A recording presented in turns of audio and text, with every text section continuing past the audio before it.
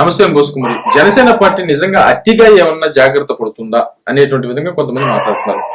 ఇప్పుడు మీరు ఎవరన్నా పార్టీ ఆఫీస్ కానీ ఇల్లుంటే అంచెలంచెలుగా భద్రతా విధానం ఉంటాయి.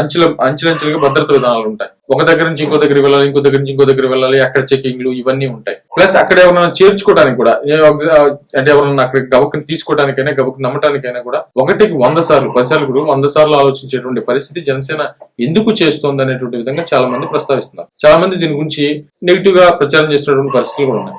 మీకు ఒక విషయం చెప్తాను, గుర్తుపెట్టుకోండి. జనసేన పార్టీలో అయినా కూడా చివరికి పవన్ కళ్యాణ్ గారు అయినా సరే, పవన్ కళ్యాణ్ గారికి ఉన్నటువంటి ఏకైక బలం ఏంటంటే, అంటే ఏకైక భయం ఏంటంటే, ప్రజారాజ్యాన్ని నాశనం చేసిందే కోవట్లు.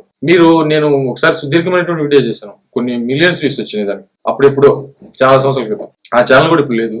బట్ ఏంటంటే, చిరంజీవి గారిని ఆయన పూర్తిగా అందరు నమ్మాడు కాబట్టే ఆయన్ని మోసం చేయగలిగారు. రాజకీయాల్లో ఉన్నటువంటి ప్రతి వ్యక్తి ఎవరైనా సరే తన స్వార్థం అంటే చూసుకోకుండా ఎవరు కూడా అక్కడ ఉండేటువంటి పరిస్థితులు ఉండవు. ఇప్పుడు ఎగ్జాంపుల్ గా 2019లో కొంతమంది వచ్చారు జనసేన పార్టీలోకి. వాళ్ళు ఏమైనా నిలబడ్డారు ఆ తర్వాత అంటే ఎవరు నిలబడలేదు. చివరికి జనసేన పార్టీ టికెట్ మీద గెలిచినటువంటి రాపాక వరప్రసాద్ గారు నిలబడలేదు. కాబట్టి రాజకీయాలు అలాగ ఉంటాయి. ఉన్నప్పుడు ఎక్కువగా ఏంటంటే ఈ కోవట్ల విధానం ఎక్కువ ఉంటుంది. అంటే వాళ్ళు వస్తారు, జై జనసేన అని చెప్పేసి లోపలికి వస్తారు. వచ్చిన తర్వాత అక్కడ ఉన్నటువంటి ఇన్ఫర్మేషన్ మొత్తాన్ని అవతల పార్టీలకు అందించేస్తారు, వాళ్ళ దగ్గర నుంచి డబ్బులు తీసుకొని.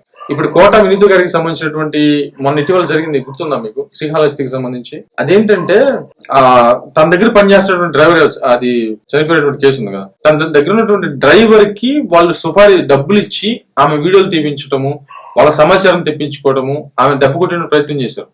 అంటే వాళ్ళ దగ్గర ఉన్నటువంటి వ్యక్తుల్ని కొనేశారు. మామూలు ఇంకా కొత్త వ్యక్తులు అంటే వాళ్ళ దగ్గర ఉన్నటువంటి వ్యక్తులనే కొనేస్తారు అంటే ఇక పక్క నుంచి వచ్చినటువంటి వ్యక్తులను ఎలా నమ్మాలి? కాబట్టి ఇక్కడ గుర్తుపెట్టుకోవాల్సింది ఏంటంటే, చాలా జాగ్రత్తగా జనసేన పార్టీని బిల్డ్ చేసుకుంటూ వచ్చారు పవన్ కళ్యాణ్ గారు. ఎందుకంటే ప్రజారాజ్యానికి సంబంధించినటువంటి ఎఫెక్ట్లు బాగా తెలుసు కాబట్టి ఆయనకి. అంటే వాళ్ళతో కూర్చొని టీ తాగేవాళ్ళు, వాళ్ళతో కూర్చొని రాజకీయం చేసేవాళ్ళు, వాళ్ళతో కూర్చొని సలహాలు ఇచ్చేవాళ్ళు, అసలు పార్టీ కోసం అహర్నిశలు కష్టపడేటువంటి విధంగా వాళ్ళు బిల్డప్ ఇచ్చేవాళ్ళు. కానీ లాస్ట్ కి వచ్చేటువంటి సమయానికి వాళ్ళే ప్రజారాజ్యం వేస్ట్ అనేటువంటి విధంగా ప్రెస్ మీట్లు పెట్టి దెబ్బ కొట్టినటువంటి పరిస్థితులు ఉన్నాయి. అసలు వాళ్ళకి తద్వారా వాళ్ళకి వచ్చినటువంటి పదవులు చాలా ఉన్నాయి. ఇట్లాంటి వ్యక్తులు చాలా మంది ఉన్నారు. ఇది ప్రత్యక్షంగా పవన్ కళ్యాణ్ గారు దగ్గర నుండి చూశారు. అరే మొన్నటిదాకా మనతో కలిసి భోంచేశారు, పార్టీ కోసం అహర్నిశలు శ్రమిస్తున్నట్టుగా మనకు చూపించారు.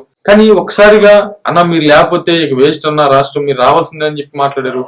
మరి సడన్ గా ప్రజారాజ్యం వేస్ట్ అన్నారు ఏంటి? ఆయనకి అసలు ఏం అర్థం కాలేదు. రాజకీయం ఇలా ఉంటుందా అనేటువంటి కోణంలో ప్రజారాజ్యం టైంలో నుంచి ఆయనకు ఒక ఐడియా ఉంది కంపల్సరీ. కాబట్టి ఏంటంటే అతి జాగ్రత్త కాదు ఇది.